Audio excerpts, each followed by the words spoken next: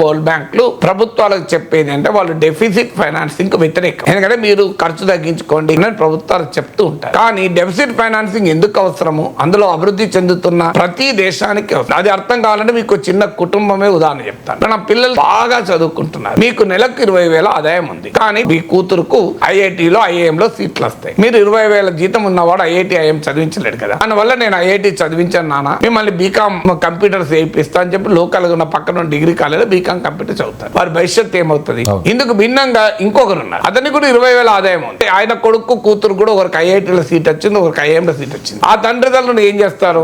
బాగా అప్పు చేసి వాళ్ళిద్దరిని చదివించుతారు. ఏం జరుగుతుంది? 2 ఏళ్ళు 3 ఏళ్ళు అప్పు, ఆ తర్వాత పిల్లలే కట్టుకుంటారు. నీ అప్పు తీరిపోతుంది, కుటుంబం అద్భుతంగా మారిపోతుంది. అంటే మరి అప్పు చేసిన వాడు, డెఫిసిట్ ఫైనాన్సింగ్ చేసిన వాడు మంచి పని చేశాడా లేదా? ఈ చిన్న ఉదాహరణ చాలు కదా మీకు. డెవలప్ అయింది సెకండ్ ఫ్యామిలీ కదా. కానీ ప్రభుత్వం ఏం చేసింది? ఆదాయాన్ని కూడా ఖర్చు పెట్టకుండా ఆ ఖర్చును తగ్గించుకున్నది.